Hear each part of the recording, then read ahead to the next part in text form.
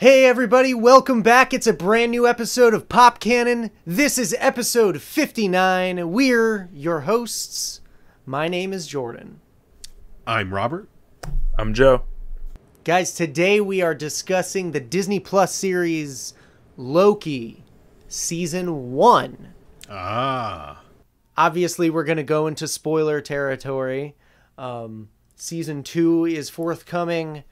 So we are going to break down Season 1, what we liked, what we didn't like. Real quick thoughts.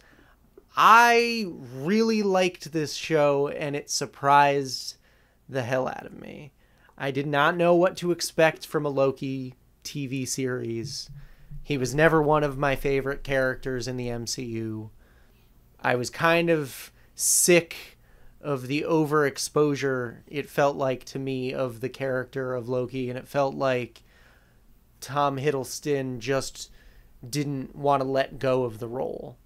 So I was pleasantly surprised with what we actually got out of this. Robert, what did you think? I really liked the show. I think it was a really strong 6 episodes. I don't think that this experienced any sort of dip necessarily. I think everything that happened was needed. It was fun to see Tom Hiddleston go deeper into that character because he's got so much admiration for the character and for being the character. Yeah, and then, you know, when we get to the end of it, I thought it was a really solid finale overall. And I think that it set it up in a huge way going forward, not just for this property that we know will be continuing, but for the broader strokes of the MCU. And I'm excited to see how this specifically affects so much going forward. And Joe, what did you think? I am not tired of Tom Hiddleston as Loki, so it was really welcoming to see him come back again. And I do think it was really interesting what they did with the character in this show, where one, the show is very rooted in exploring this character, which was really cool. And for a character who seemed in all his appearances so far to be just like incessantly caught in a loop, the kind of irony of putting him in this time loop situation was really fun in a way to break that cycle. I think this was probably the tightest of the 3 shows that we've gotten. Definitely. And also, like Robert said, just has the biggest ramifications for the greater Marvel universe. So yeah, from start to finish, I thought it was just amazing. Every week was something better. Yeah. Yeah, it was gripping. It was engaging. Aside from really 2 episodes, more so 1. Episode 3, Lamentus, dragged for me, in my opinion. Yeah, that episode, for me, pulled me out of my weekly excitement for the show for some reason. It's a lot of character work. It's a lot of quiet moments. It's a lot of character work. And upon my rewatch of this show prior to the finale, because I rewatched it all in one shot, enjoyed it much more the second time. Yeah. And immediately followed by episode 4. Episode 4. Whew. Yeah. Yeah. But yeah, Lamentus as a standalone episode didn't play well for me. Okay. A lot of character work for Sylvie, who I wasn't necessarily sold on yet. I didn't necessarily care all the way that I think they wanted me to. It wasn't until episode 4 that I actually started to fall in love with that character. Was there any point in the show for you guys that like dragged? I mean, I think like if you get caught up on that train sequence, I think that would be, to me, that's really the only point where I feel like you could argue that it got slow, but they did it on purpose and then they brought it back with that fight sequence on the train. But I'll agree that that's probably the weakest episode of the whole show so far. But that's just because there wasn't, like, episode 4 is batshit insane. And then especially after that, like 4, 5, 6, like it just, there's a steep incline in like the next level that it goes to for each episode. What did you think, Joe? I'll agree that episode 3 was definitely the slowest. I don't think there was a part that really dragged for me. I will say that point in episode 4 where Loki is trapped in the memory, it seems, stupid to call it repetitive. But the fact that we're just getting, once again, that character like, I understand what's wrong with me. Especially because even we get that moment of self-reflection in the very first episode where it's like, this is exactly what the character has to come to terms with or whatever. And it's the same thing that we've seen from Loki time and again, where he just keeps making the same mistakes and having a moment of self-realization and being vulnerable and then going back to being Loki. But I am glad that episode 5, I'll say, it really awakens for him that like it's a possibility to actually have like a meaningful change that will last. Yeah. I do think it's funny that they figuratively and literally kick that character in the balls with "you need to be different." Yeah. And while that scene did drag for me, I do think that it really earned the moment where Mobius comes in and sets him free and tells him you can be whatever you want to be. And it's like, it's very like a cheesy Disney line, but like it works just because of everything up till that point. Yeah. And it was nice to see Lady Civ back. Mm-hmm. Oh yeah, it's always good to see it. So they still don't know what to do with that character. I think she's confirmed for Love and Thunder, so that'll be fun to see her again. I know does I know not you confirm don't like it, that they're gonna fix that character. Yeah. In fact, it might mean the opposite. Only it's just time like will tell. your opinion, man. Time. Getting back to time, I think the TVA really, really worked for me. Yes.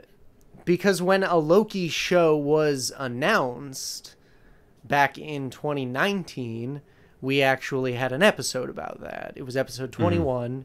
We reacted to a whole bunch of stuff from San Diego Comic-Con, and now I would like to play for you a section from that episode where Robert mentions Loki. Ready for the hot take? It's coming. I like Tom Hiddleston in that role, of course, but I don't know. I just that one to me more than anything just seemed like pandering. Yeah, absolutely. That like the announcement of a Loki standalone series. That's just, and they were out front with just like, it's not connected to anything. Yeah. They were just like, girls, you like watching Tom Hiddleston? Well, now you get at least 8 episodes probably to do that. Oh, Wrong twice. I was only off slightly. Yeah. I sound different there. So that was Brian and Andrew. But I will say, in a feeble, weak attempt at a defense of what my mindset was we were really shitting on Disney Plus for that entire stretch. This was before Disney Plus was even a thing. Yeah. It hadn't come out yet. We didn't know what any of those shows looked like, and we were pissed off that we were going to have to both go to the movies and pay for a streaming service to watch a show. And that changed last year, obviously, where that whole thing went belly up anyway. So that was the mindset previous to that from me. But on top of that, with the Loki fandom, we were probably headed to or fresh off of a local con for us where it's just like cosplay after cosplay after cosplay of that character, and it's just kind of like, holy shit, dude, we get it, you like him. But that brings up the point, the plot of this show and where we were thinking, it's the offshoot of Avengers Endgame. It's just to keep him alive. It's just going to be the DB Cooper stuff over and over, Loki doing hijinks. And I think the showrunner and like the director set out to completely turn this story on its head. Absolutely. Giving the audience something completely different, completely unexpected, completely fun and intriguing, and playing with the Marvel Cinematic Universe timeline.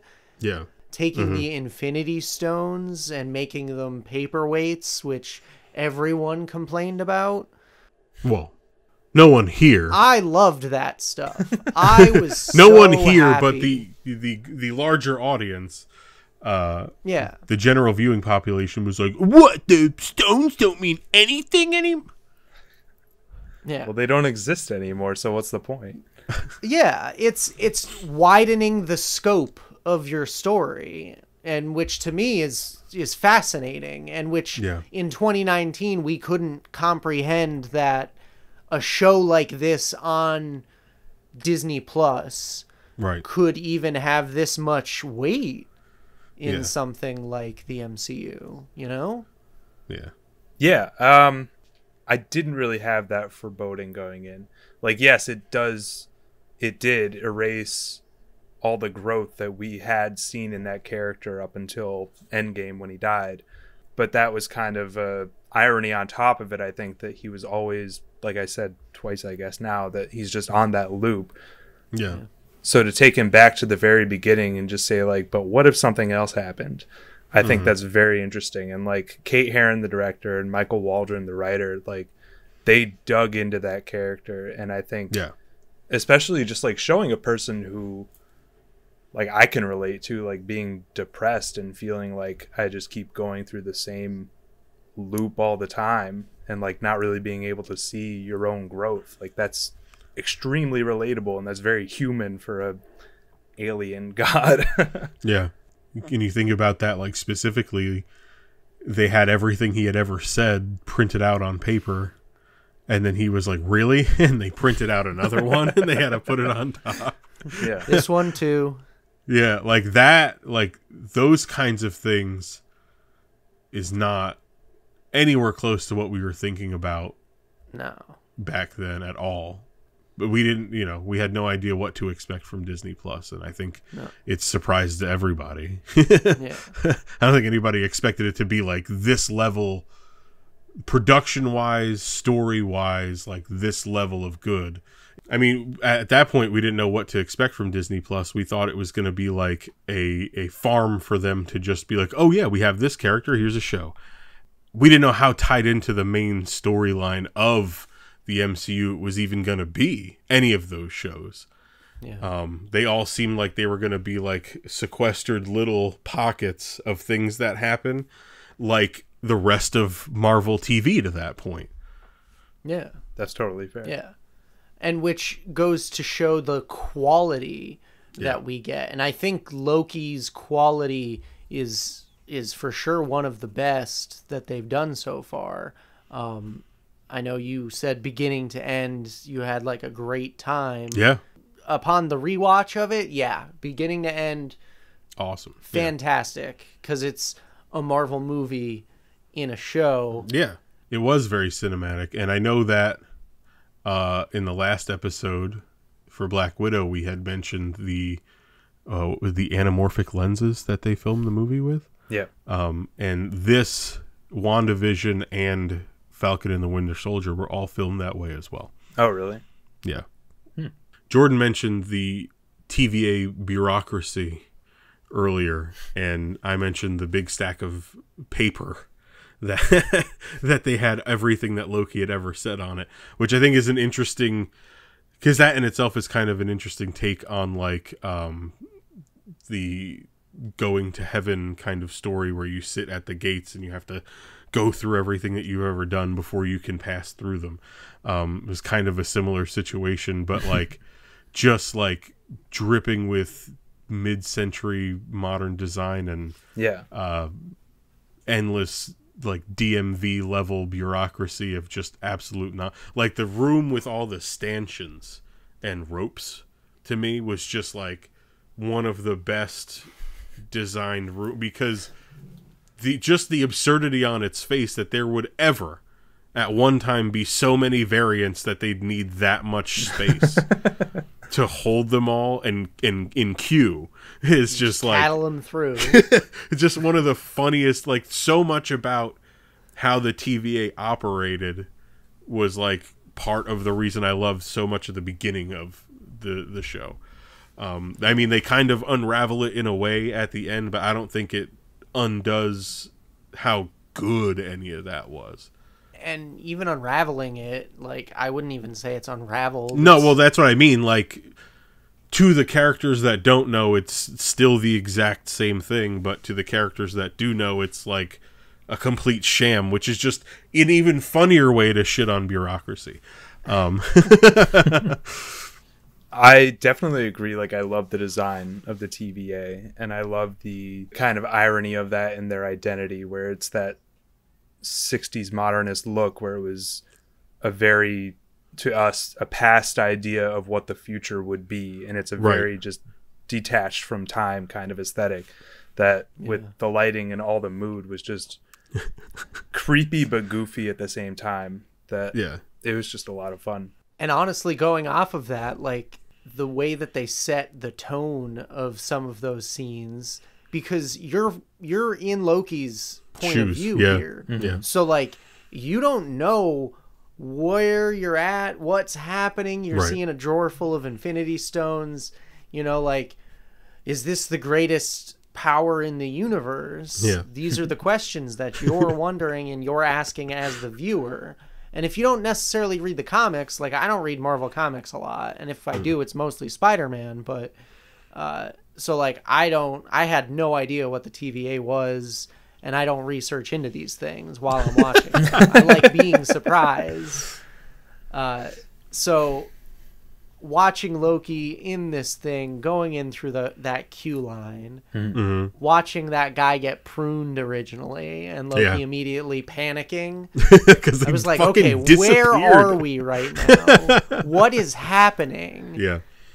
Like Joe said, the lighting, Yeah. the music, like, it all played into setting and building that world of the TVA. And even the costume design too, like what the colors that everyone is wearing. Like, it just felt so like Mad Men, but on in another reality. Even like Mobius's lapels are reversed, so the outside of the jacket covers up the lapel of it. Yeah. Or like Loki, like the weird cut of Loki's shirt where it like starts here at the seam and then it just goes under his armpits instead of just going across. It was so wild. I thought that was maybe like a play on the design of his costume, like originally. Like, that's kind of what it could be, yeah. was similar maybe. to. I didn't even think about that. So we've mentioned at least twice the fate of the Infinity Stones, and I just wanted to make sure that we touch upon that as a subject, because it was much ballyhooed on the internet about what do the stones mean now, like anything to get you to just be like, I can't believe they undid 11 years or whatever the fuck everybody was saying. So stupid. They just wanted you to know that Loki was powerless. Yeah, that was it. Yeah. It was just to take away everything that he would use in his arsenal to get out of there. The stones, as they exist on Earth in Avengers 2012 and going forward, are powerful. We saw exactly what they can do. It's not they don't not mean anything. If Loki took any of them from that drawer and passed through one of those doors and walked onto Earth, they would all be the Infinity Stones as we knew them. So, like, the fact that people got so in their fucking head about it was just ridiculous to me. And I liked it even, too, at the end, we'll later see a character offer the stones to them. Like, yeah. We got plenty. You can have them. Still exist within the MCU, right? Technically, it's just within the TVA. They don't mean anything because it's a place outside of time, or whatever the explanation for where it was. Which is it, like a microverse? We don't know. That's what I'm thinking. I was like, Cheyenne and I were having a conversation this morning driving to work, and it was like, are they in a microverse? And that's why, like, nothing works. They're just in the quantum realm. I don't know. They never really. I don't think they even really give you clues as to where it is. People were trying to connect what that city looked like to the quantum realm in AntMan as they like went past it or whatever. But I don't know if that's the type of level of detail that they're going for. They're going for a level of detail in a lot of things, and they're pulling little pieces out and really expanding on them. But I don't know if the quick aesthetic that we saw is what they were actually copying there. But yeah, this show did a lot in the fact that character-wise made me care more about Loki than I ever have before. Yes. They said themselves in that assembled thing, they added up all the footage that they had of Tom Hiddleston as Loki, and it was less than 2 hours in all the movies that he's been in. It's less than 2 hours. And he's like beloved as this character, so. Yeah. So for them to take 6 episodes and do what they can with the power of television, for me, was really fun. Yeah. The character of Loki trying to figure out whether or not he's lying to the TVA, whether or not he's working with Sylvie, whether or not he could trust her, whether he could trust himself and allow himself to be trusted by others, you know. All those themes and stuff really was effective. I feel like that really came to a head when he was pruned and met all of those other Lokis. I feel like that moment is really the turning point for him in like, I do have to start trusting people and I have to stop betraying everyone that I know because I can't even trust any version of myself as that room of Loki's just collapsed into absolute chaos. I think that was really a clever and good learning moment for the character to see how many times he himself fucks something up and is wrong. He can't be trusted to ever just move forward. And like he winds up like gaining empathy for Thor dealing with him for so long, which I think that's one of, I think, the most endearing parts of it is like him kind of like gaining this understanding about, oh, this is how I am to everyone, or like this is how everybody perceives me, is how he's taking all of these other Lokis in, where he feels like he's explaining it in such a reasonable fashion, and he's like, how can you not see my side of it? And they're just like, doesn't matter, stab you in the back. I was having trouble at first letting go of the fact that this was like Avengers 2012 Loki. I really had to talk it over and like think about it, and watching it back that second time, seeing Tom Hiddleston's performance, watching him react and emote to what eventually becomes of him and our Loki. He got all that emotional weight, and I think seeing something like that would have an emotional impact and in fact change who you are, because something like that would rock you to the core. Yeah, if you got to see every action that you do in the future and then your death. And what it's cost to others. Your decisions have cost others. Yeah. That's super heavy shit. And that's not even like really the meat of the show. That was like, those were like the first layers of it. That's like, they were just starting with that shit, which is fucking crazy.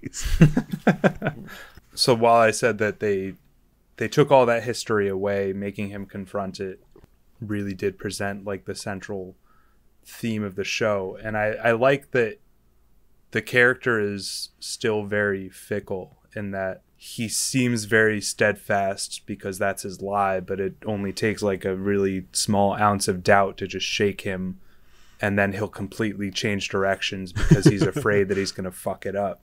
And especially now that he's seen like, all I do is fucking fail, so like, should I just change the way I do things? One of my favorite moments is in episode 5 when classic Loki, played by Richard E. Grant, who's like phenomenal in like that, in a stupid ass costume, but like he's the most endearing character of this whole show. He was, yeah. And when he says, I think we're stronger than we realize, like that was really boiled down the entire moral of the story, I guess, to like, I'm capable of so much more if I one, like, don't doubt myself, and two, just stop being such a fucker. That's a message that we could all use in our Yeah. lives, all right? Because classic Loki is the one Loki of all of them who was able to change, but it took him his entire life. His entire life. Yeah. So, but that's like the message to, like, whatever, I don't even know if we can call him Prime Loki now, but like that, like, it is possible that he doesn't have to follow this set path. That, like, even though, like, he knows, like, the TVA is a sham and everything, there's still that part of him that's like, but can I be something else? Because his previous motivation was to rule, in the end he could technically rule something in being in charge of the TVA, and knowing that it's bullshit would help him manipulate people into doing it. You know, like, him knowing what the answer is ultimately is that this doesn't really matter, we just have to keep this one timeline going.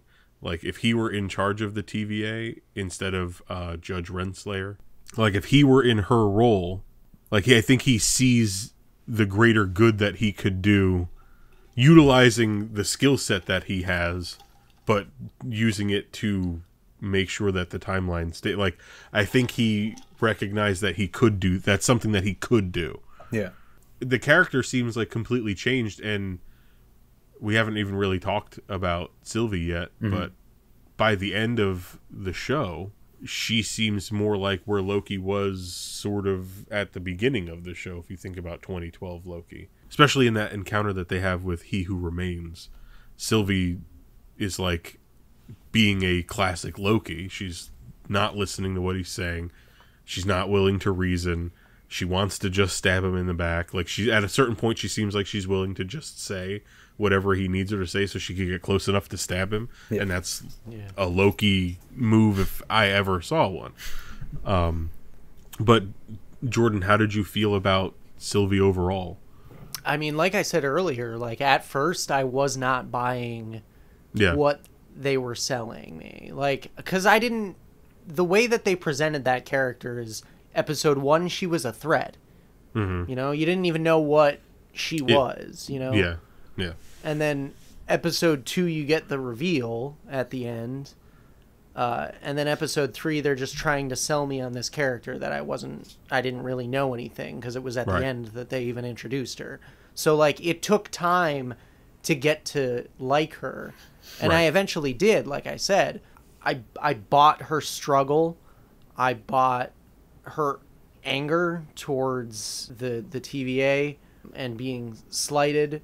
I was very intrigued by her plan, and knowing what she was trying to do and trying to get to the timekeepers. And overall, like, I don't know if I agree with her decision in the end to stab He Who Remains. He Who Remained. Got him! But, yeah, I mean, it was just, I feel like it was such an incredibly selfish act for her to do that. Like, after getting the explanation that she gets, and it's like, it's like a 20-minute monologue where he, like, explains everything. And that's fantastic about this show, is because it presents ideas and concepts that really make you, like, think and question. There's an argument to be made for what Loki wants to do, and there's an argument to be made for what Sylvie wants to do. Yeah. And then there's definitely a good argument to be made for what he wants them to do. But she's blinded by rage. Yeah, did stabbing him get her, like, did she feel better afterward? You know what I mean? Like, what? That's why it's so different, and that's why it's like, you know, how everybody got on Star-Lord's ass for beating the shit out of Thanos. When we almost had it, you could have left him alone. I mean, for like a year, people were shitting all over Star-Lord for that. They still do. They were. So, like, I mean, I feel like Sylvie should get some shit from people for this, but she won't. Joe, what did you think about Sylvie? I really enjoyed Sylvie. So On the same note that, like, where Loki, it's that character minus all the history that we knew about him after Avengers. Yeah. Sylvie is Loki minus his entire life. Right. It's a different character. Right. For all intents and purposes, she's a different person. And that, I also, like, when they first revealed her, I didn't think it was Lady Loki because of the hair and everything. And honestly, she is Enchantress from the comics. Yeah. Who's like a blonde Norse god and everything. But I like that they mixed her into that Loki character to, one, fit her with this theme of the variants in the show, and two, just to like explore more of that character where it's like, yeah, that was a selfish act, but she's existed for no one but herself from then, and it's because of this guy. Right. So like, to the character, I completely feel it's justified. And then also, I'm very excited by the ramifications of what she's done. Right. Because like, I knew, like, when they're sitting in that room, like, I knew like the timeline outside the window is going to split and branch across the whole sky. And I got very excited to see that. It was cool. It looked really so cool. So if Loki had stopped that, I would have been really upset. But I would have understood where he was coming from. Right. And it's a comment to Loki's fickleness, and to an extent that's a weakness for him, where it's, this control and removing people's free will is wrong. So like the alternative is scary, but that doesn't mean we should hide in staying the same and under somebody else's thumb. Yeah. I was really excited by that character. I do have mixed feelings about the kind of romantic aspect to their relationship, and I do really want to know what you guys have to say. So to me, like, obviously on its face it's weird. Yeah. Right? It's self-obsessed. But there's so much more to it, I think, when you peel back the layers. It's like, complicated. That's why I just said, like, it's a different character to me. So, like, for the most part, it didn't bother me. But genetically, it's the same person. Like, Sylvie the character versus Loki the character is a great study in nature versus nurture as well. Yeah. Because removed from all of the privilege that Loki had, she's the same fucking person. So, like, at the end of the day, they're really not that different. It's just where they find themselves as people at the end of the show. But as far as their romantic entanglement, which is obviously the thing that spiked the fucking variance so hard that it almost took the whole thing down. Like, instantly. When they felt that moment, the fucking thing was just like, I love that. That was so funny. It's like part self-acceptance, I feel like, in a way. Like, you wouldn't want to hate another version of you if you were face-to-face with super one. would. I would fucking despise myself. But that's Robert, the thing. I look in the mirror every day, okay? But no, I'm just saying, like, it's part self-acceptance, and it's part just like, I feel like it's kind of like he has to realize that he has to be there for himself in a way that he's never been before. I also like couple different levels. The justification from Mobius that it's like, well, you're a narcissist. Of course you would fall in love with yourself. Right, of course. Like, I mean, it makes sense. I don't like anybody else's ideas except mine. So it's to sit down and talk to a lady version of myself would be fucking wild, I feel like. It just reminds me of, there's a moment in the Ultimate Spider-Man comic, and you can cut this out if you want, but Spider-Woman is in that universe a clone of Peter Parker, and when they meet, they like kind of like think for a second because they're like high school kids, and then they kiss, and then they're like, no, that was gross. But that's like a very like, that's a Peter Parker reaction to that, not a Loki reaction to that. Right. Like I said, like the relationship itself didn't bother me. No. The way that I think they crafted it could have been a lot better, because I just wasn't falling. You weren't falling in love with her, so you didn't understand why he did. Yeah, exactly. Yeah. Because right from the jump, it felt like they were like flirty and like immediately like drawn to one another. That's the type of and that's why they kind of explain that in in the train sequence where Loki confirmed that he's bisexual or whatever. Oh, yeah. Like that's whatever the specific, I don't remember what the specific wording was. It was like princesses, a few princes. Some princes, something like that, yeah. That was a cool Like, moment just to like confirm a main character is bisexual, which like Yeah, I didn't really for appreciate sure. the gravity of that at first, to have like that as a main character in a Disney show. It's a little weird because he's been a villain the whole time, but it's still cool.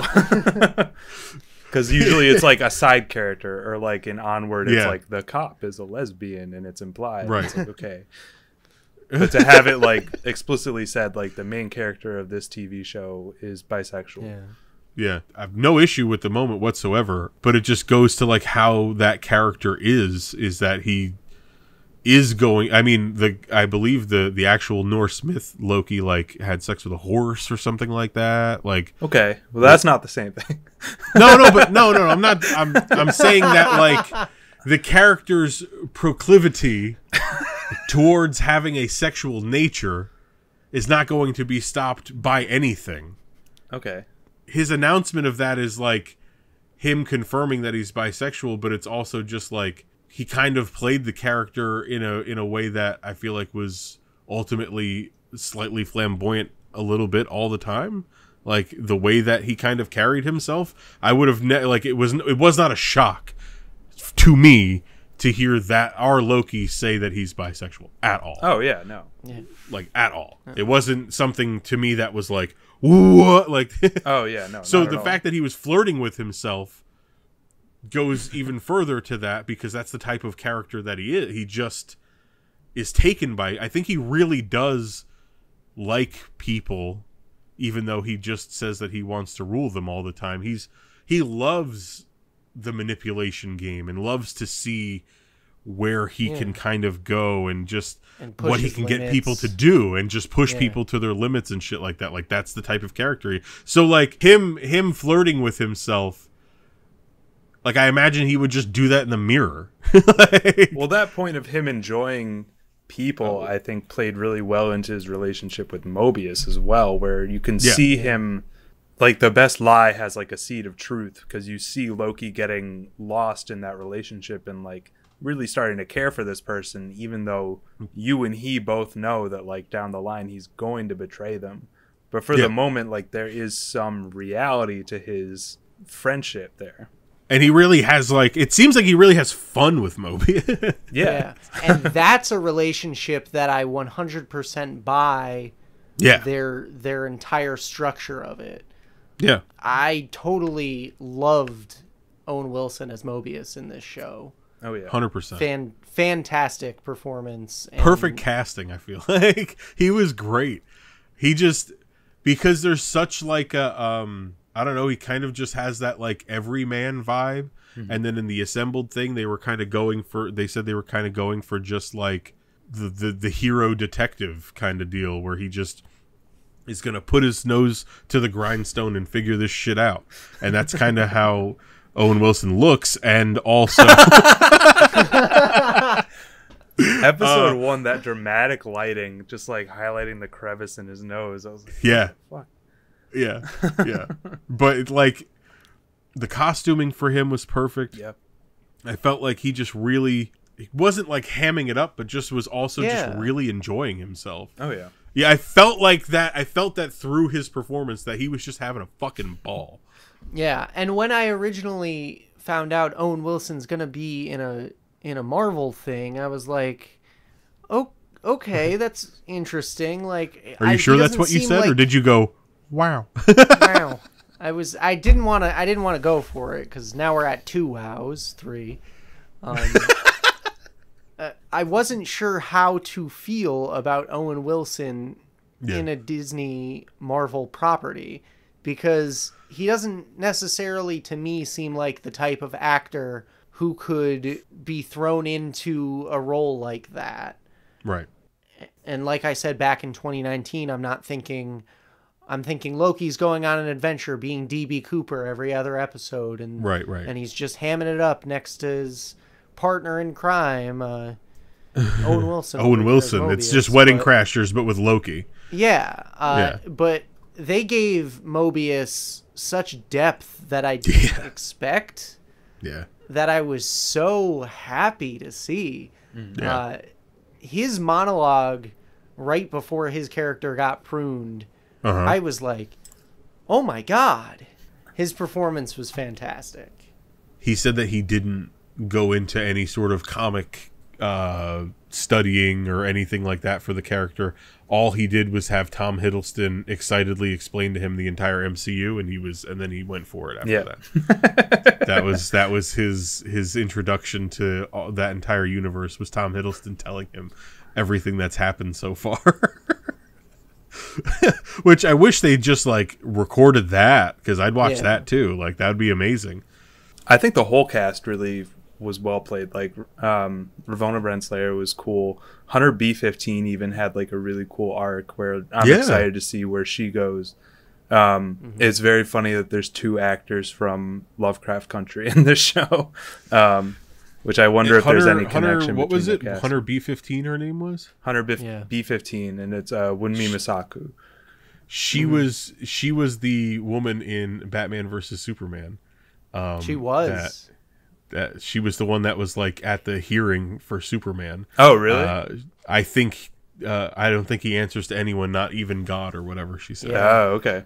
That was her. When I found that out, I was like, she's a really great actress. Like, you guys should watch Lovecraft Country if you haven't. I want to. She's phenomenal. Yeah, it's on the list, but I have not started that yet.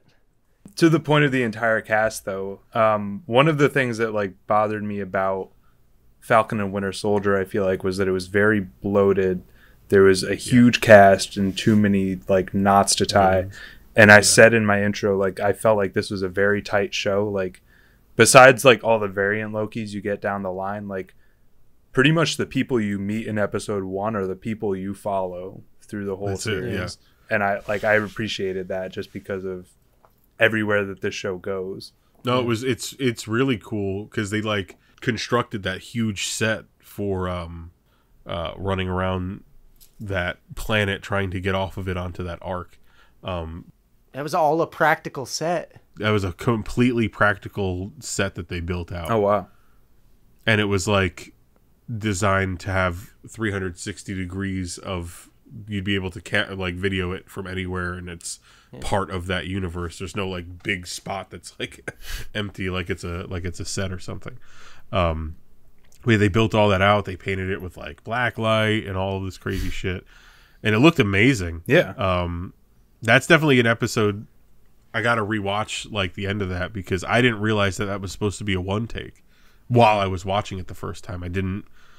Yeah, the first time it didn't register until like they were halfway through it, and I was like, have they been doing this the whole time? Yeah. And then upon the rewatch of it, I was like, oh, okay, that was cool. So how's it stack up on one takes? We talk about one takes on this podcast a lot. It's we did an entire episode of 1917. It's okay. Maybe for a YouTube reaction, we can pull it up, and we'll all do a commentary track for the Loki one. And we're just sitting here like, huh? Oh, that's pretty good. Well, it's a cut. We all just announce when it's a cut every time. It's not very interesting. Thrilling content. It's just 3 talking head bubbles of us going, there's a cut. It's amazing. That'd be amazing.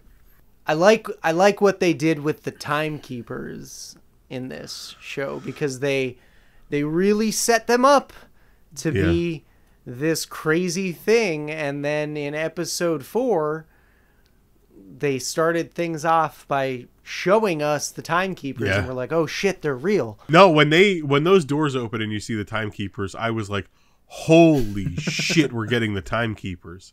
I appreciated the rug pull of them not being real, to an extent. They mandarined it. Yeah, I remember Robert saying that at first, and it is kind of a trope at this point in the Marvel universe. Yeah, they're like, oh, here's the villain, Nope, I not love anymore. It. LOL. Keep it coming. No, I love it. I'm not saying that I'm not saying that I didn't like it. No, I know. I just wish that, and I said this to you guys via text, and I guess we could start talking about him now. I feel like when you pull the rug, right, the reveal for the next thing should be grand. I love the set design of the Citadel. the colors, the setting up, like fucking gorgeous and immaculate, dude. This minute jumping up, popping up, yeah, and scaring the shit out of everyone. It was just so like such a cool thing. So then when the elevator opens, I'm thinking it's either just going to invite them in and then we'll see whoever the hell we're talking to at the end of the elevator, but it was just a guy, and I know that version of Kang was just a man. It seemed like there was this real ramp up, and he's just like, hey. And to me, that was just like oh. Really? And it's not, yeah, it didn't, that had the exact opposite on me. I don't appreciate multiple subversions like that. Especially with this show and all of the shit that they showed us, I just felt like he should have had a big headdress, like some visual thing to make you go, wow, that's fucking interesting. It was just a man. Even if he just had the blue skin, I would have been like, oh wow, that's fucking weird. It was just a guy. And that to me just was like, oh. And then they talked for 30 minutes and I was like, wow, it's really just a man, dude. Like, this is fucking... And I'm not saying it was bad, and I'm not critiquing the content of what we had. Just the expectation level grew and grew and grew with every episode, and then they kill the timekeepers, and then they're not real, and you're like, where the fuck are we going here? And then we get to this crazy space castle, and it's just a fucking dude there. That was my issue with it. So I had already seen that Jonathan Majors was cast as Kang for Ant-Man. So seeing him, for me, it was the opposite. It was seeing the old man, and then behind the curtain is the wizard, the giant head or whatever the hell. Because I was just very excited that level of a villain was here. And it's that version of the character that it's him at the very end of his life. And he's gone crazy from just being alone. And I love the detail that came out later that Jonathan Majors was he had trained as a clown, so he can kind of just have that kind of goofy presence and improv. He did, people. And what? I enjoyed that. I thought he was charming, and it made that 30-minute conversation for me fun to watch.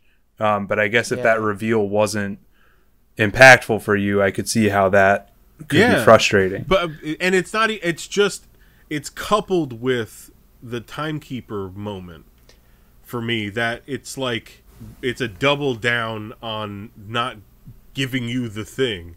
And I know that he's Kang, and that doesn't, it's just the fact that he just didn't look like anything particularly interesting.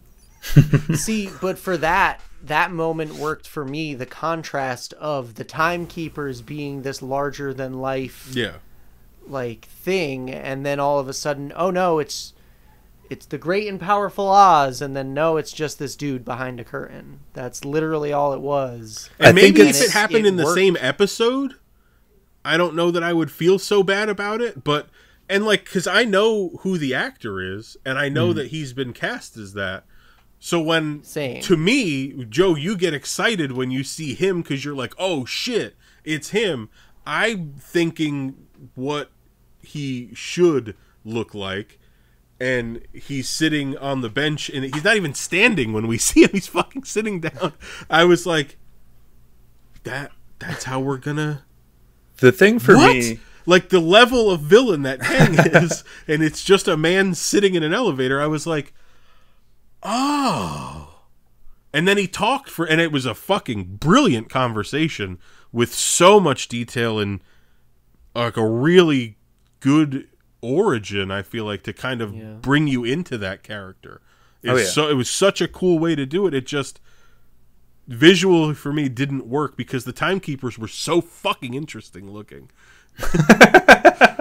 They really were, and they looked just like those the statues that they had everywhere. So whoever made those statues has seen the timekeeper.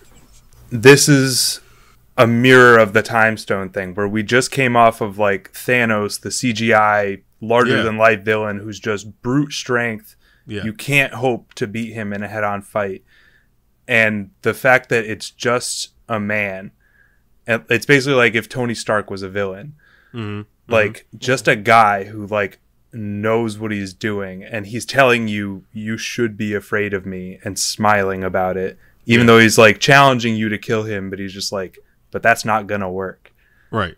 Like that to me, the content is a lot more dramatic than like, here's these lizard guys, and they'll wag their fingers at you, and they will erase you from existence. Like, and the way that Jonathan Majors played that scene was so unsettling, and just posing that question and planting that little seed of doubt in the back of everyone's head, and just letting it sprout and letting it take over. Like, loved it. I did kind of my own personal expectation for what he was talking about was I was hoping for, I mean, obviously he confirmed who we know him to be without saying his name, and we're all 100%. I was 100% for all of that. I just wish that there were some sort of name drop of some other thing, but then again, people were upset that there was criticism for the very last episode that I saw where they said it was just a commercial for everything that's supposed to come, and or a prologue for what's coming rather than an epilogue for the show, which I don't agree with that sentiment. And maybe if he dropped somebody else's name, they would have feel much stronger about their dislike of what he was, I guess, saying. But even if he mentioned like the word Richards, like he's a different, just. But you don't need that. No. And I'm not saying that I needed it at all. I just, the expectation level in my head was like, I was fucking like waiting for it. And especially because with my son, we have to have the subtitles on for everything. So I'm reading the words, and I'm just, every word that comes up, I'm like, say Galactus, say Reed Richards, say, like, I was just hoping for and they didn't give it to me, and I'm not upset that I didn't get it, but it's my own issue with wishing I got a little bit more. But I loved the sequence. I loved the conversation that they had.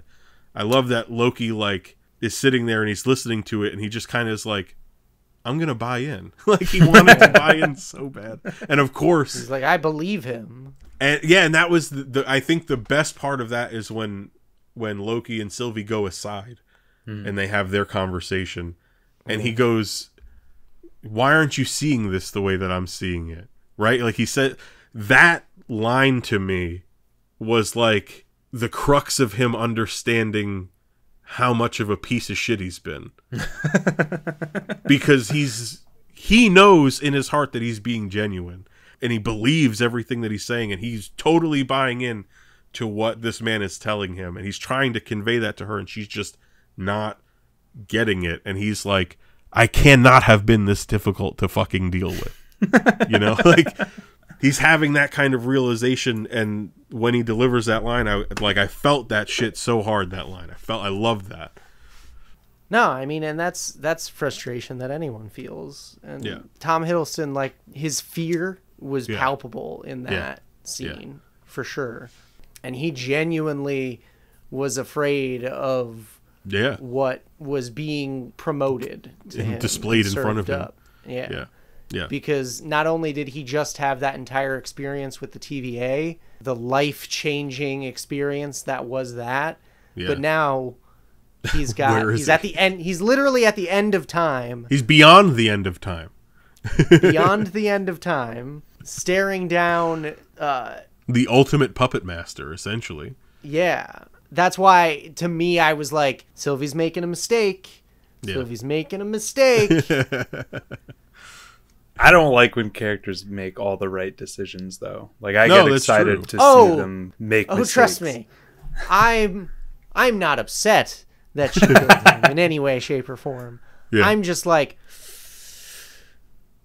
I've made a huge mistake. Yeah. It just becomes like a Job thing. To me, it was like the difference between the two arguments was like whether you were Team Cap or Team Iron Man for Civil War. Yeah.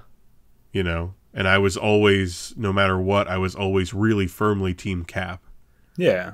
Like, throughout that entire situation. So, like, when I'm hearing Loki say it, I'm just like, no, listen to him, he's right. You know? Like, why aren't you seeing it from his perspective? You're the same person, remember? Yeah. But she had different experiences that led her to wanting to do that. She stabs him, and he's just like, what does he say? I'll see you soon, or some shit like that. Yeah. I was like, oh no. And then you watch, to Joe's amazement, the splintering of the timeline. The sacred timeline. Dude, that was such a cool way to visualize that, I feel like. Yeah. They used circular patterns throughout the entire show. Yeah. Like, thematically, it's in a lot of shots. Watching the breaking of it. The webbing, one might say. Do we want to address the fucking Scarlet Witch fucking thing? No, I don't think we have to. I don't think that was really founded in anything.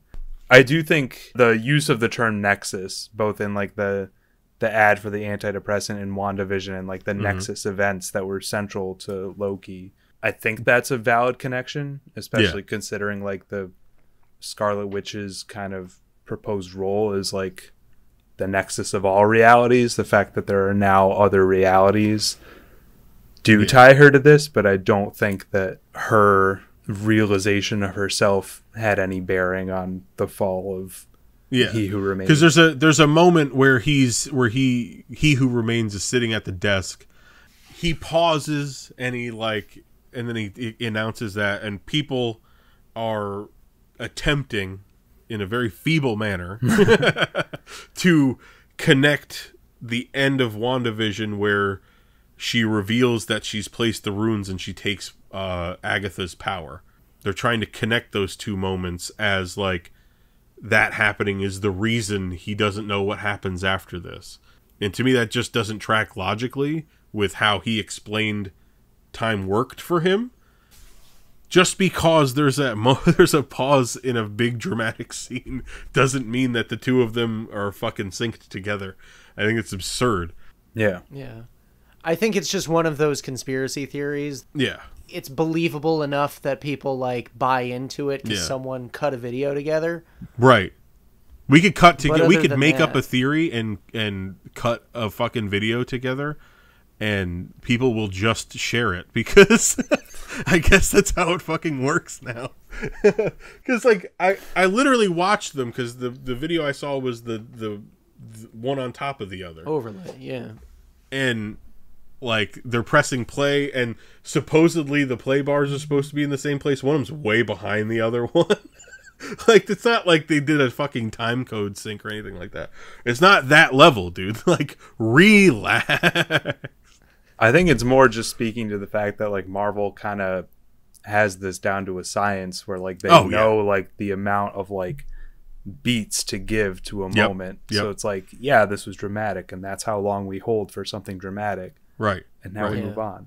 Right. And we don't have Tony Stark here to undercut it with a joke, so we could really milk this moment for sure. I think the idea of it overlapping would be interesting. Yeah. But like, how would he experience something if they're beyond time? Yeah. How is he experiencing something that happened at like 5:37 p.m.? They say it so often in this show that they are not in an area that time is a constraint for them. Time works differently here. Time works differently there. It's like really a thing that gets beat over your head. So for somebody to be like, oh, exactly when this happens is when he feels that, is like, we don't even know where in the fuck Loki is. So suggesting that he's in our solar system even is like a reach, because you have no fucking clue. So to me, it's just like the whole thing is overblown. I saw it like 100 fucking times today. That's why I'm saying it. The only scenario I could see is like if something happened in WandaVision that wasn't supposed to happen. Right. But like that doesn't make sense to like not even say within this show that like this is going on somewhere. Right. Because there is like that like rumbling sound effect as it happens, but that's everything The timeline. passing the red line of Right. going past the point of like, now we're in trouble because nobody's running the TVA at that point. That being said, like going forward, the big question is going to be like, are we in the main timeline? Is everything we're presented main timeline, or are we going to get like A variant universe situation. like, is like all of Doctor Strange going to be a variant Doctor Strange? Yeah. And then we find out at the very end when, you know, Prime Strange kills him that wasn't really him or something. Yeah, Is this it's gonna. just a setup for What If, and then like more Disney spin-offs? Like, is this just? I a don't way think to, it's like- just that. I think it does serve that purpose. Like, this very clearly sets up What If as like those things are real and happening in the multiverse, Yeah. which now exists. I like But- that. I love the concept of that. I really don't want more than one situation that you just described, where it's like we're watching something and we think it's part of this timeline, and then they fucking yank the rug and we're like, oh, nope, that whole thing was just part of a variation. LOL. You don't want them to Mr. Poopy Butthole us? No. And I will expect it at least one time somewhere, but I really don't want it to be like The norm. Yeah. a thing that keeps happening, because that'll just get really old really fast, I feel like. For me, it would just be, I feel like it would be safer to assume that they would follow the characters that they know that we know into all of this craziness. You know what I mean? Like, that to me is like the logical way to go about it, rather than going like, all right, for 5 episodes, we're going to follow a fake Hawkeye in San Francisco, and then at the end, Hawkeye's going to kill himself. I'm scared. I'm tentatively nervous about the prospect of that going forward. Yeah. I mean, anytime you introduce stuff like that, Yeah. you're gonna have challenges narratively Yeah. that you're gonna need to overcome. And I think I have enough trust with Kevin Feige and the rest of Marvel. They already know what they're going to do, and it's not going to be bad. It's already happening. It's already happening. But I'm excited for the future. And obviously the future's happening since we're getting a season 2 of this show. Mobius and Agent B-15 do not know who Loki is. I don't know what Where the hell's they are. going on. Trying to find an explanation for that with the information that we're given, which is very little. Yeah, is, it's like you can't. It's really difficult to, like, just as a thought project, it's really hard to be like, all right, so the reason that the statue changed was... Yeah. It's no. important to Just note like- too that was a late decision. Like Kate Herron has confirmed, like she's not coming back for another Right. season, and she said like I was only involved in planning 1 season of a show, and like she like in the interview like she almost says like that was never part of the plan, but she like Yeah. catches herself. She's like that wasn't really my plan. Right. That's it. That's interesting. Yeah. But because that's where certain directors and creators have issues with working for Marvel, is because they want to plug some of their other stuff into your stuff. Yeah. And it's go funny how forward like with. so many of the current directors working on things, they always have like a clickbait article that says, I've never felt more free. I have so much Yeah. creative control. And it's like, Yeah. is there a gun right over here? Like Just who's making Being you held say by this? a mouse, perhaps? But I think that it's a good note to say that Feige and Marvel as a whole, they do have a plan, but I think it's a very broad strokes plan. Yeah. And even for just now. the last year has proven that like they don't put themselves in such a corner that they can't move things around and change Right. the plan Right. and still Yeah. get to the end point that they're going for.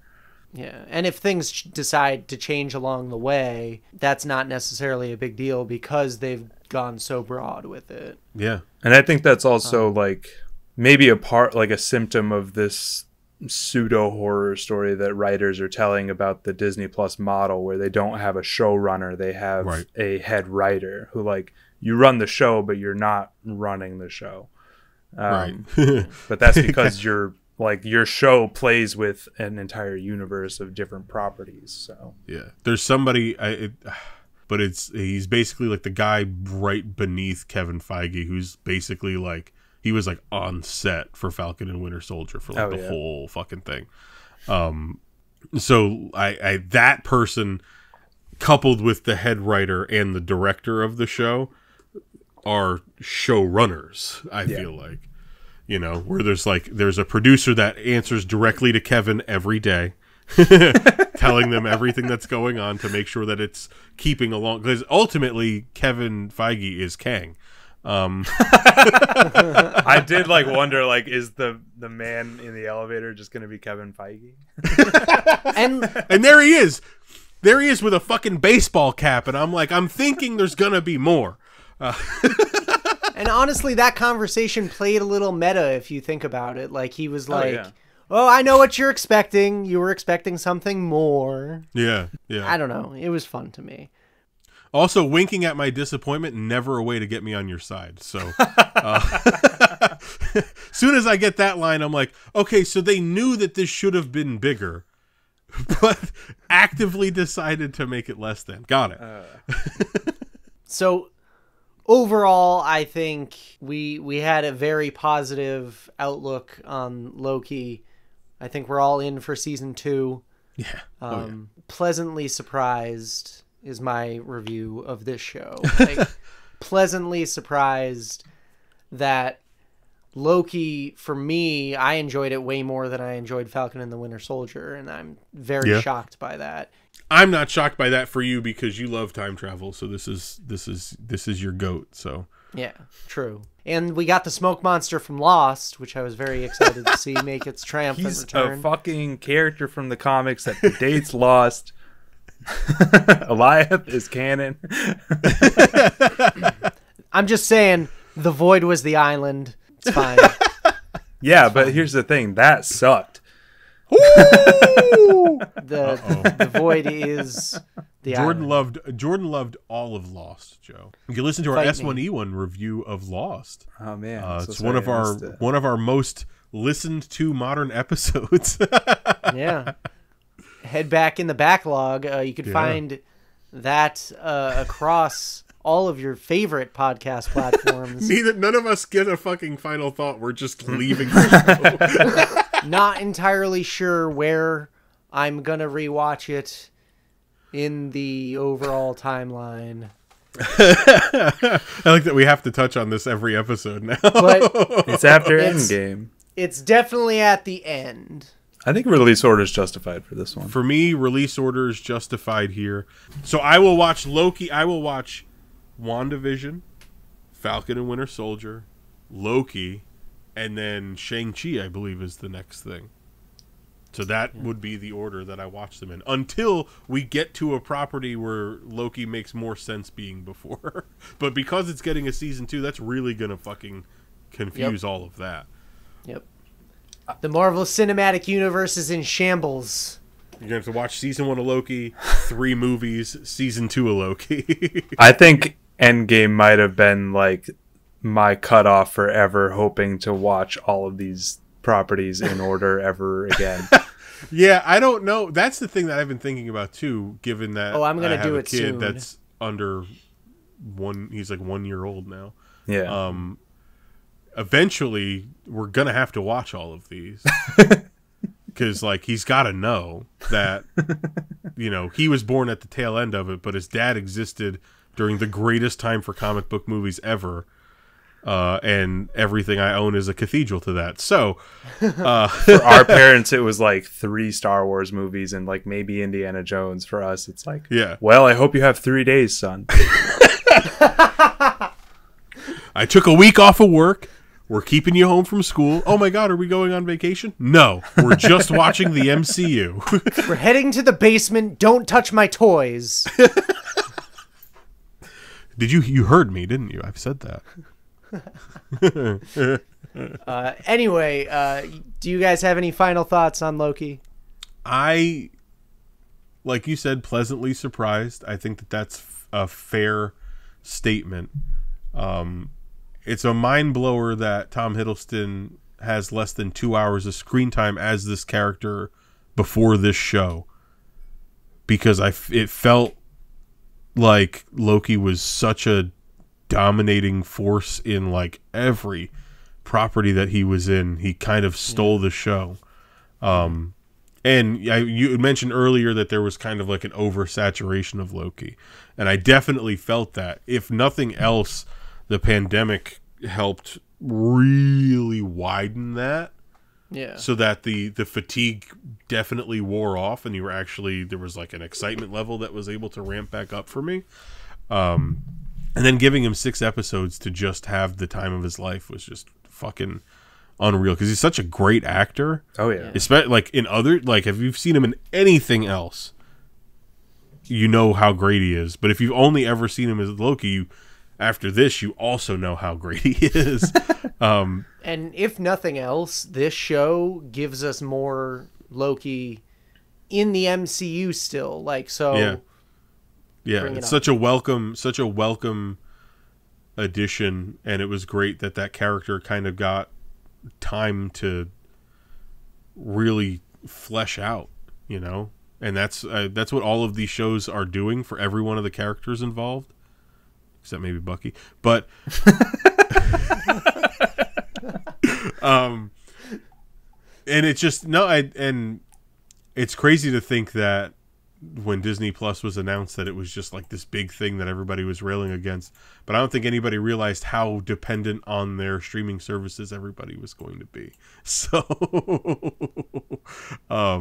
time's the funny thing, right? Right? Time is a motherfucker. Right, Miss Minutes? Joe? Hey, y'all.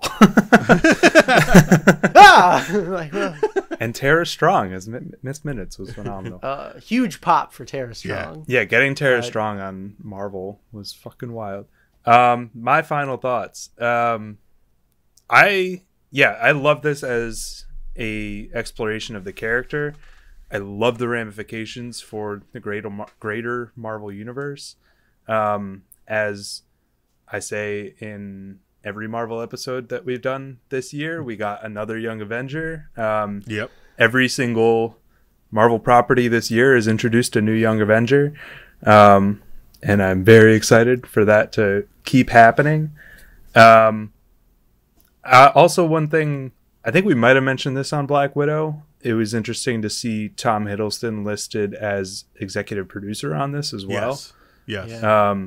So I think we mentioned that, like, it's nice to see the actors kind of taking ownership of the characters in a way. That's a lot of little things, but yeah, this was a very exciting show that I will enjoy rewatching in whatever order I so choose. Wrong. You're wrong. And I'm very excited for What If and everything that's coming down the line. And I feel like maybe not Falcon the Winter Soldier, but everything else that I've seen, I've been able to say I'm very excited for what's next. And I think we're all in agreement that we're excited for what's next. Pop Cannon's going to have a lot more coverage coming up. Yeah, it's the year of Marvel. This Marvel slate is a fucking... Last year was the year of DC. This year's the year of Marvel. We've got The Suicide Squad. We've got What If. We've got Hawkeye we were just talking about. They confirmed Miss Marvel's going to come out this year too. Yeah. Yeah, like... Eternals, still the forgotten redheaded stepchild on the back burner. I don't think it's going to be forgotten for long. There's so many different things coming out, and we're gonna cover all of them. The Earth is dying, but my content feed is strong. Exactly. So if you would like to make sure you're subscribed so you don't miss an episode, we're available on all the major podcast platforms: Spotify, Apple Podcasts, Google Play, I guess, Google Music, whatever it's called now. I don't know. I don't have an Android. Who has an Android? Yeah. Napster.